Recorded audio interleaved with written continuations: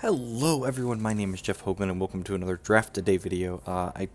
Draft just started a second ago, so we gotta move quickly through this first pack here. Zorath Rectory is definitely the pick here.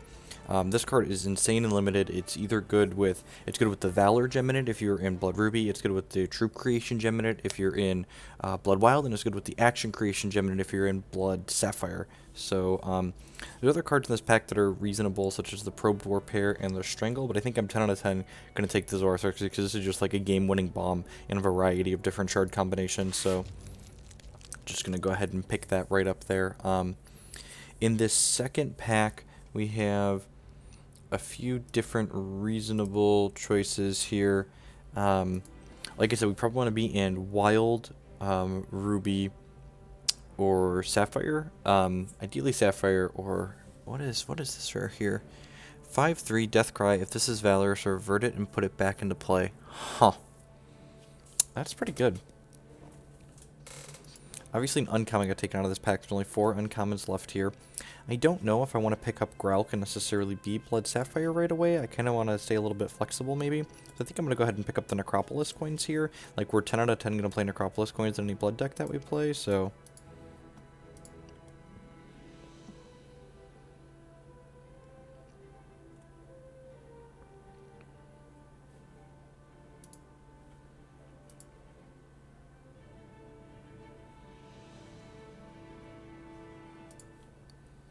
So, again, you want to kind of try and stay flexible and see what other bombs and removal you can get pushed.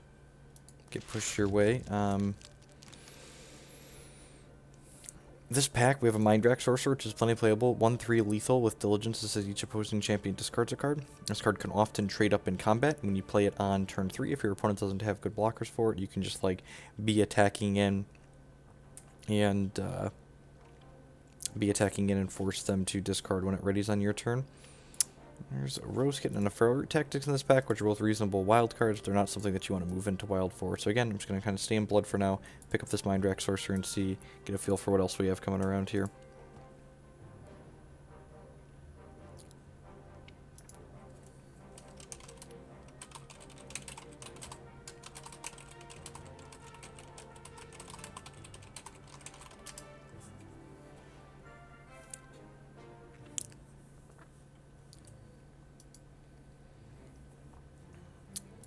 Would love it if that Strangle in our first pack came back around to us to go with our Blood cards here, but that's almost certainly not going to happen. Someone else is going to pick that up and probably move into Blood. And same thing would have happened if we would have passed the Rectory, and the Rectory probably has higher upside than the Strangle on average. Although Strangle is a very good removal spell in this format. This pack, we have a couple... I was going to say, we have a couple different options, but not really.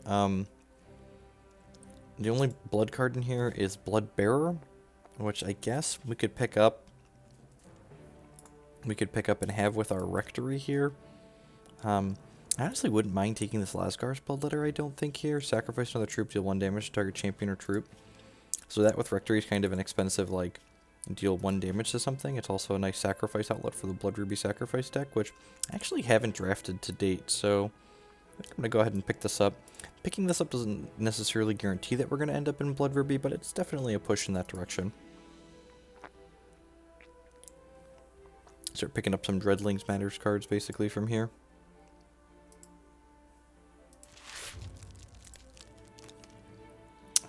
In this pack, we have a Dread Apprentice here, which is a great, Dreadling payoff card, one of the better commons in this set for producing Dreadling, so 10 out of 10 going to go ahead and pick that up. Hopefully we see some Shadowblade Slicers come around. That's definitely one of the bigger payoff cards in Blood for having a bunch of scrounge fodder.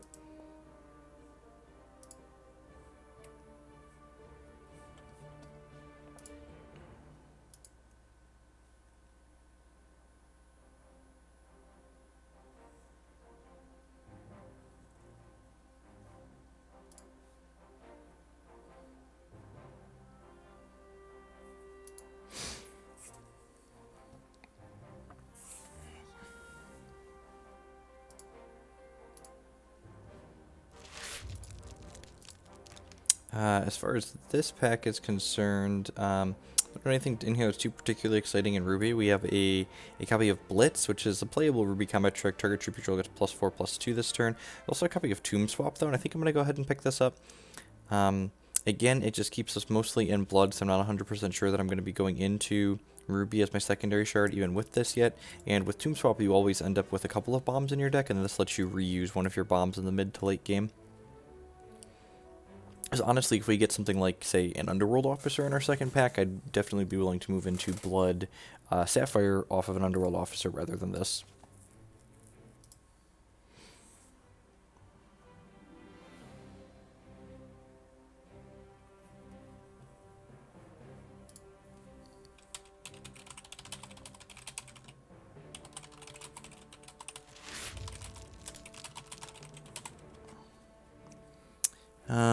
In this pack, there actually aren't any Blood cards in here, and the Ruby cards aren't particularly impressive. We have a Rust Bucket Distractor, a Distract, and a Zap, but this pack's just kind of weak in general. None of these cards are particularly powerful in this draft format, I feel like.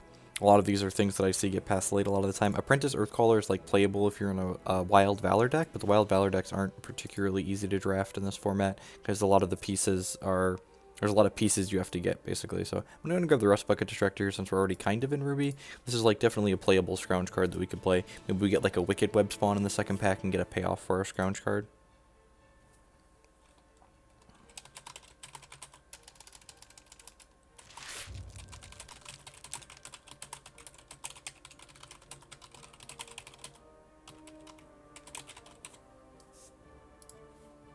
In this pack, we have a Rock Slider here, as well as a second Rust Bucket Distractor. We also have a Boisterous Ballad here, which conscripts an Ardent Troop with cost 2 and then gives the created card speed. I think I'm going to go ahead and grab the Boisterous Ballad here. The upside on this is a lot higher than Rust Bucket Distractor. Distractor's kind of mediocre in general in this format, I feel. Like the 2-1 with a text box that's sometimes relevant, but 2-1s aren't particularly powerful.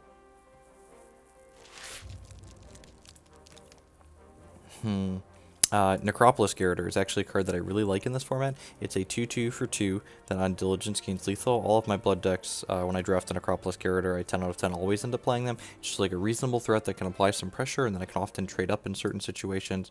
Provides a little bit of scrounge fodder later on as well.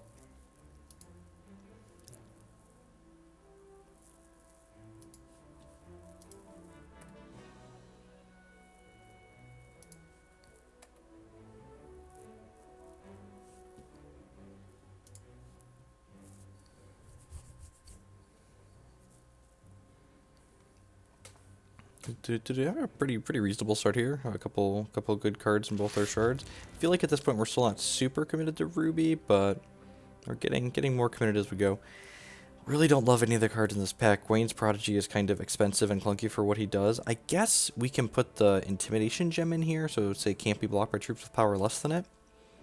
Okay. That's like a 9th playable out of this pack, so it's probably not going to make the cut at the end of the day, but I guess with Ruby Blood, which is an archetype I haven't drafted a lot, this card's less bad than it is in some of the others. Mechanized Compactor. Deploy this, you may sacrifice an artifact. If you do, this gets +3 power until end of turn. Yeah, that seems reasonable. Hopefully we can get like some Dread Botanist and stuff in the last pack and get a really good Ruby Dreadling deck going on. Also, if we like get this, if we're playing Zorath as our champion, we can play this on, you know, turn 6 and later, and it'll just be like a 4/3 for 3, which seems plenty reasonable.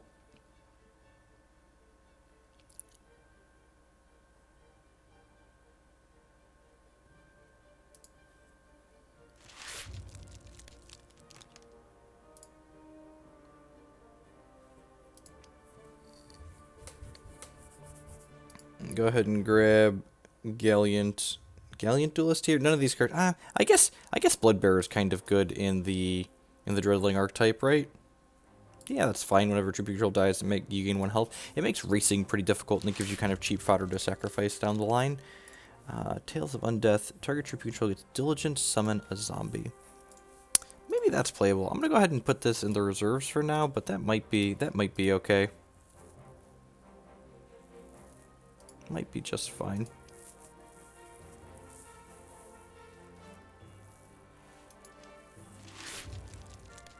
Blitz is a playable combat trick, and again, we always almost and so this is a good example of why I high picked this coin. I think we got this pick 2 or pick 3. You always almost end up with too many playables in this format, regardless of what you're drafting in most pods. So upgrading shards into coin is very, very valuable.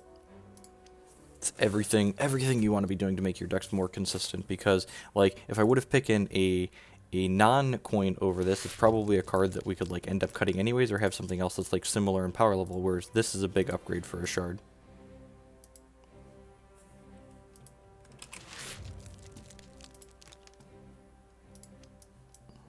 Bombs? When you're already drafting Blood Ruby and your pack 2 pick 1 is a Gorge of the Gorgon, target opposing troop gets -X, and deal X damage to the opposing champion. This card's really good and constructed, and it's 10 out of 10 going to be good in our limited deck here, so zoop, don't mind if I do.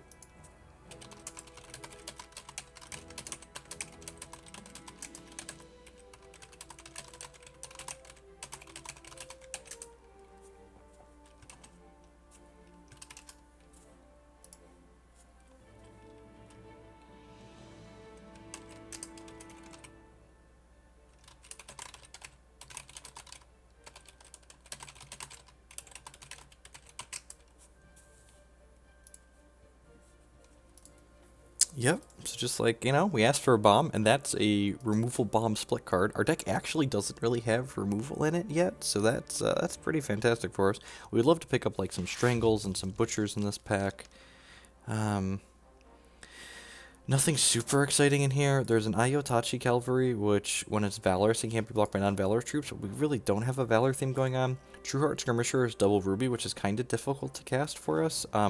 I actually think the pickup here is Mosh Pit Gladiator. It's a 5/1 for 4 with a socketable miner, so you can put the Intimidation gem in here, so it can't be blocked by troops with power less than it, so I think that's pretty reasonable. It's another kind of bomb card for us to pick up with our Tomb Swap again.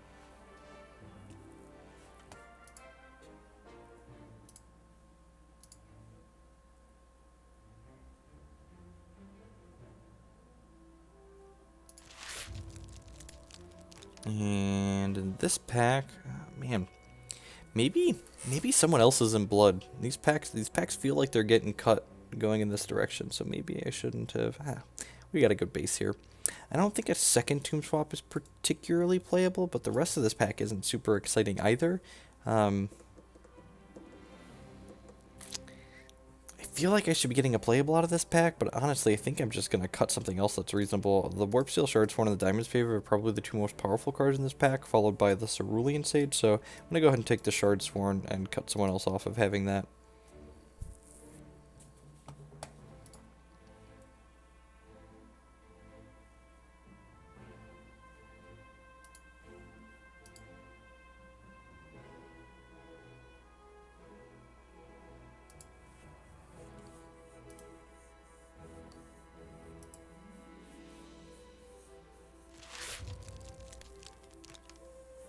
As far as this pack is concerned, there's a few different playables in our arena regulars. Okay, but we have another Necropolis Garroter here, which is fine.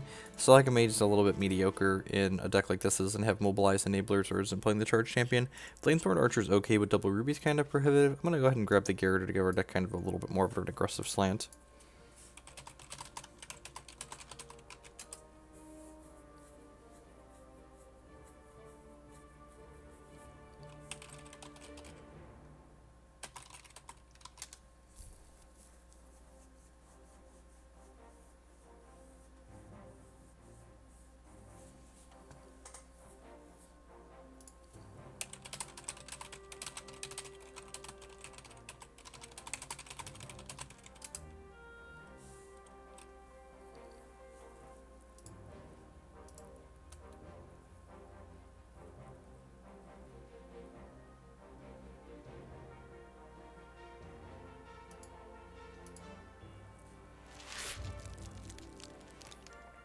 All right, we got another Bloodletter here, but so this is something that you want to think about. I think Bloodletter is probably the card we want most out of this pack for what our archetype's doing, but I'm actually going to take this Necropolis coins here because of what I talked about earlier, having too many playables.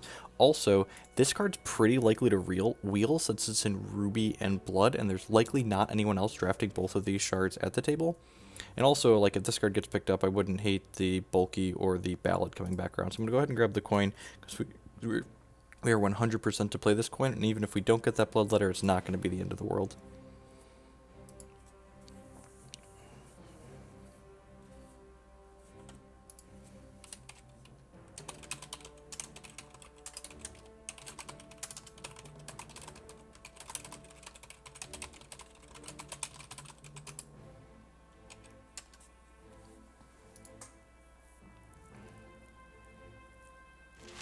Survey says still no other removal coming around for us, which kind of sucks. There's a Relentless Zombie here, which is okay. It's a little bit late to start picking those up probably, but there's nothing else in this pack that's super exciting. I guess there's a Furious Blitzer 4/4 for 6 with Mobilize and Speed, but it's not great either. Yeah, I'm gonna go ahead and grab this zombie and throw him in the reserves for now, I think.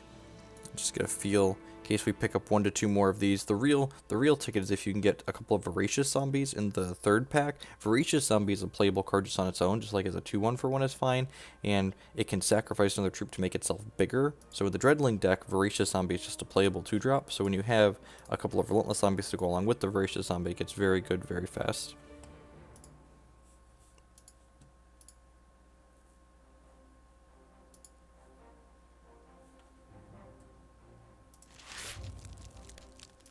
Up next, this pack's okay for us. We've got a Blood's Favor here, along with a Furious Smasher. Furious Smasher is not a card I'm a super big fan of, but, you know, draw 2 for 3.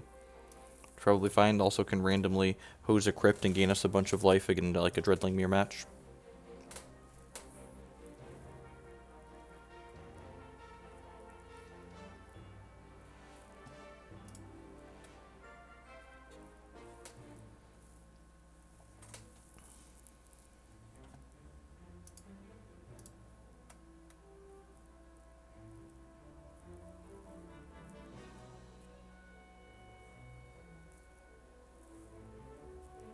Next. Man, I feel like we've just gotten cut on all the removal here. There must be someone else in Ruby in this draft too. Another Mechanized Compactor.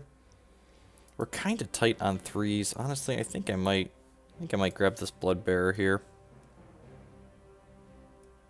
Yeah, I'm gonna go ahead and grab the Bloodbearer. Just like have some extra ways to buff our life total and gain a little bit of life with our Rectory, and probably playing Zorath with this deck. We have a Dread Apprentice too for some things. We have a Bulky that could be kind of a top-end bomb maybe if we want it, but also another Rust Bucket Distractor here. I think I'm going to take Bulks for now. Because if we get the second Lasgar's Bloodletter, Bulky's pretty good. He says whenever you sacrifice troop, this deals 1 damage to each opposing champion. So if you have an outlet for sacrificing your Dreadlings that you get every turn, it's really pretty reasonable. Can motor people down pretty quickly.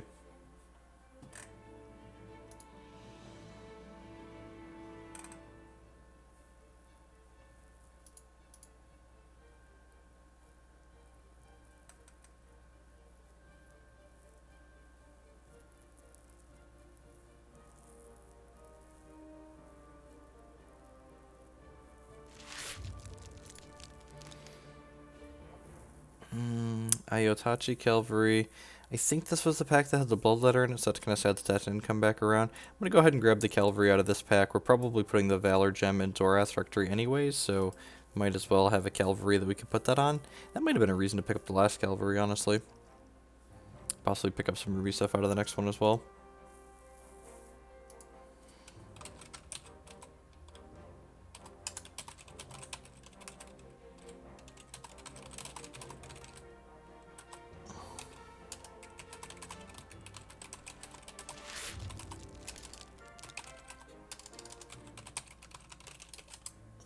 This pack doesn't have anything particularly exciting in it. Gain Ground is like kind of playable if you're like hurting for playables, but I don't think that's going to be the case. Discard a card at random, then draw 2 cards. The upside to this card is if it's the last card in your hand, it's just a 2-cost draw 2. Same thing here, grab the Stalagamage, but probably not playing it. 1/1 for 1 that says Diligence, deal 2 damage to the opposing champion.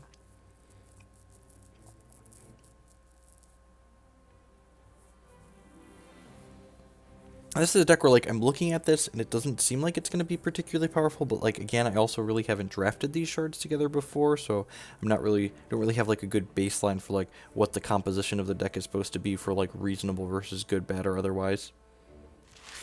There's the Bloodletter was really late. I didn't realize that, so the Bloodletter did come back around like we were hoping on. This card, I've often seen it wheel late before because it's kind of rare that someone ends up in these 2 shards, so... We're on like 18-ish playables here, so like we're well on track to having a deck full of cards. It's like, okay, we're a little shy on removal, so hopefully we can pick up like a Blazing Hammer or a Cremate or 2 in the last pack, but seems like we might be doing all right so far. 2 coins, Necropolis coins is easily the best coins out of all the 5, so pretty happy to have a pair of those here to work with.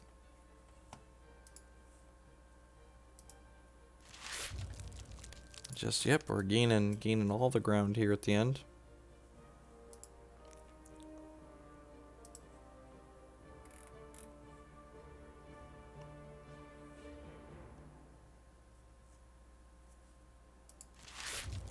There's the compactor that we may or may not even play in our main deck. If we get 1 to 2 Dread Botanist in the last pack, that would be awesome, and then we would definitely play these Mechanized Compactors, because then you can curve Dread Botanist on 2 into Mechanized Compactor on 3 and just like have a 4/3 on turn 2, which is insane. Removal, removal, removal. Yeah, okay, so we got a copy of Explosion here. Target troop gets -3/-3 permanently. Scrounge 1, summon 3 Dreadlings. So that is removal and Dreadling production, so just like everything we want to be doing here. Steel Intel's like okay, and it's definitely limited playable, I think, but I think I'd rather prioritize taking the Explosion here. Worth noting, there was a Baby Yeti in that pack, so if we see a Mama Yeti come around, we probably want to snake it up so we can grab that baby when it wheels. As they often do.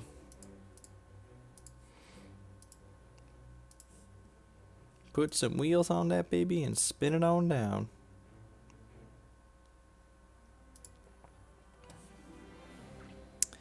Alright. Let's get some other Valor producers maybe. Some removal. Call it a day. It's got a pretty reasonably low curve to it too. Oh man. This pack's got goodies in it too. We got an Ashwood Transmuter. This is one of my favorite Ruby commons in set 5. It's a 3/2 for 3. You can discard a random card. You discard a selected card from your hand to create a random Ruby common. We probably do we have enough for Lava Shaper? I've got 1, 2, 3. We're kind of split on Ardent and not.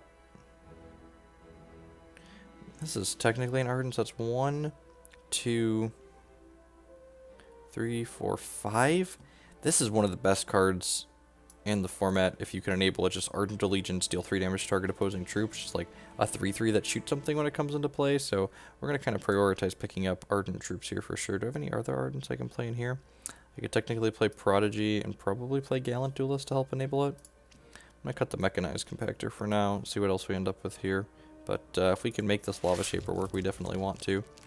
That's another Lava Shaper. And do you know what Lava Shaper enables? Lava Shaper enables your other Lava Shapers because he's also Ardent. So, yep, just going to pick that up. There's a Fire in the Hole in this pack too, so we would love it if this Ruthless Intimidator or Fire in the Hole come back around, but we are definitely taking the second Lava Shaper here. 10 out of 10 would draft again.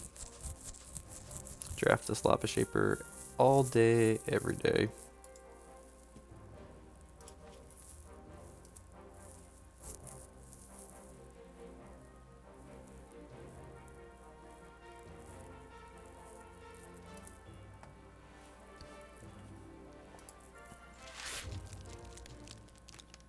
Alright, and there's another quality Ardent troop and one that creates a Valor for us, so we're kind of ending up in a Ardent Valor deck here.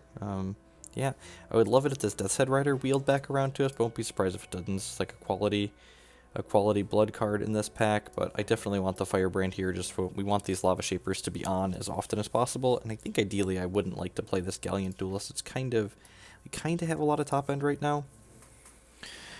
So this is 5, 6, 7, 8 8 Ardent Troops, so ideally I think I'd like 2 more. So maybe we play the Duelist if we come up short here, but I would love it if we got like 1 to 2 more Ardents to fill in these two slots here, or even down here at the bottom. These 2 Blood Bearers, we might not want one or either of them, so see how that goes. Warband Ruffian is a plenty playable Ardent Troop. Our curve's getting a little bit high though at this point. Yeah, so there might be merit to taking this Battlefield Ironsmith. Deploy gives another Ardent Troop 3 power. The only problem with that is it doesn't play well with, we don't have a lot of 2-drop Ardents right now, so I think I'm just going to continue to make our curve clunky and just like grab this powerful 4. This is just like a game-ending bomb. It's a 4-cost 2/3 with Rage 2, that if you have triple Ruby Threshold, it gets +1/+1, so just like a 3/4 with Rage 2 is super reasonable. We'll probably just end up playing 18 shards since we have 2 Necropolis coins anyways, so we can afford to be a little bit heavy on the 4s, I think. Speaking of being heavy on the 4s, I don't think I can pass a Blazing Hammer in good conscience. That curve though. That curve though.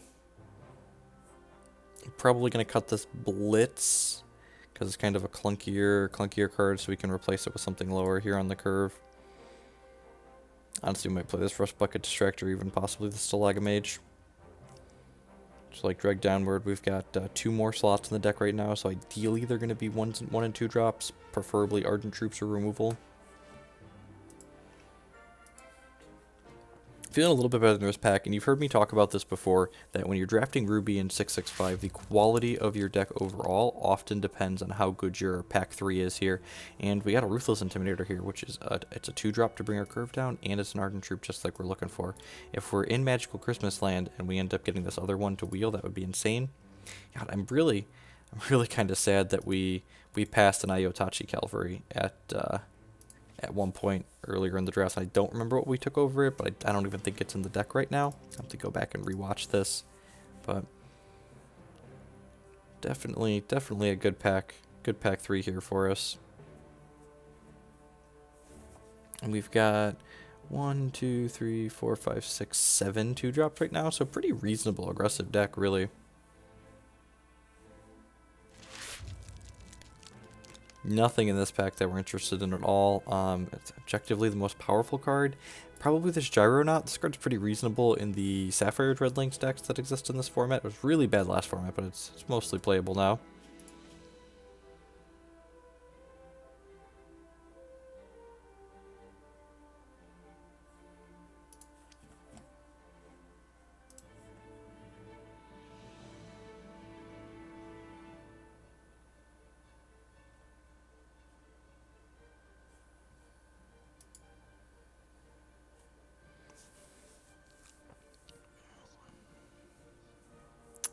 Need 1 more playable, ideally. I guess worst case we can play that Blood Bear. Okay, so that's a Baby Yeti, but that's like not a card that we're going to end up playing in this deck. Terror of the Blackbark Fog. Sacrifice 3 troops. We just don't have enough. We don't have enough scrounge fodder for that to be reasonable, I don't think. So I'm going to go ahead and grab a Trash Mute here as a extra card we can play in the reserves against someone who has annoying artifacts. I think this next pack or the pack after had the Ruthless Intimidator in it. I won't be surprised when it's gone because that's a pretty high pickable Ruby card. I think there's at least one other person drafting Ruby in the pod based on how some of our wheels went earlier.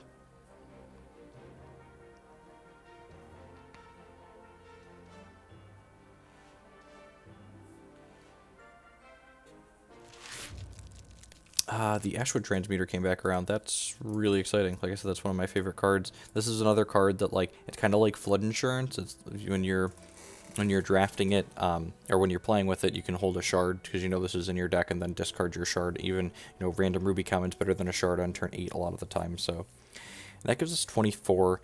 I probably wouldn't mind turning Lasgar's Bloodletter into a cheaper Ardent Troop, since we didn't end up on a ton of Dreadling producers, but I guess we could just play a Zorath, and then this card's great with Zorath because it gives us the Dread Banner, which is fodder every turn.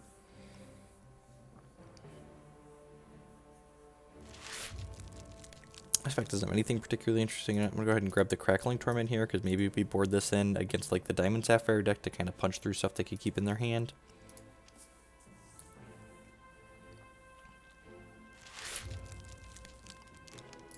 Trash Meat again here. And I think this is pretty much going to end up being our deck here. Do we have any sockets? We have, yep, the Intimidation Gem for the Mosh Pit Gladiator.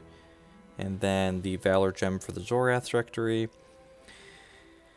Then we need triple ruby for the Warband Ruffian, but like you don't have to have it on that. And our deck's pretty split evenly. I guess we have a couple... No, we've got double ruby and double blood cards here at the top end. So this is probably just going to be like a 9-9 on resource split right down the middle for us, I think. So we'll play 7 blood shards and then 9 ruby shards here. And then play Zorath as the champion.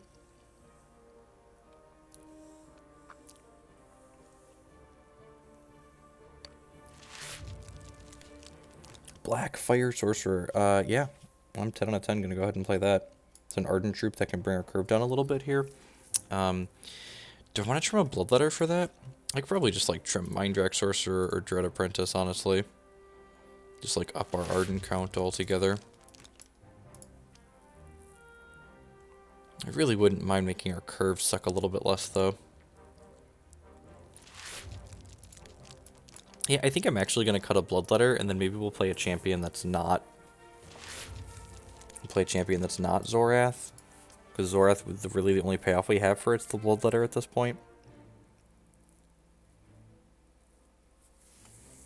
Yeah, I think what's the champion that could be reasonable for this? We could play Renner, we could play Gorn. I don't really have the evasive threats for Gorn, I don't feel like. Takahiro doesn't seem particularly good. We don't have a lot of things that we're sacrificing. It could just be like a Marzul deck to like push through extra damage and have a high starting life total, but honestly, I'm just gonna end up on Renner. Actually, I like Sejas better than Renner a lot of the time. If you're in Ruby and Blood, I think Sejas is better. Draw 2, discard a card at random. Gives you a little bit of control over what you're getting, so you can like hold extra shards in your hand, so you have a higher chance to discard a shard to Sejas. So yeah, I'm gonna go ahead and pick Sejas, and I think I'm going to actually try the Swift Strike gem in this Mosh Pit Gladiator and this Black Fire Sorcerer. Usually I put the Intimidation gem in them, but again, I haven't played Blood Ruby before, and I think Swift Strike seems like it'll be interesting to try out. These can have major gems in them too. It's a shame we're Ardent and not Underworld. This deals double damage. This gains when this attacks, draw a card. That's probably worse than Valor, right? Because, like, this is going to be so many resources. Like, you need 3 to make the Dreadling, and then... Yeah, I think I just want to put Valor in there still. We're still just going to split these right down the middle, like I said. And then do the checkout. Yep. As always, my name has been Jeff Hoagland, and you're watching a Draft Today video. Remember, if you like this video, to share it on your social media and give it a like there on YouTube. If you're enjoying my content and you want to support me a little bit extra, there's a couple different ways you can do that. The first is by subscribing for $4.99 a month on Twitch, or by becoming a patron on Patreon for varying amounts. There's links to the details for both of those down below the video. You can also support my content by supporting my sponsors, which is hexprimal.com. They would love to sell you Hex TCG singles. If you use the code Jeff5 when checking out their website, you'll not only save 5% on your order, but you will also be supporting my content here. I'll be back tomorrow with another Draft a Day.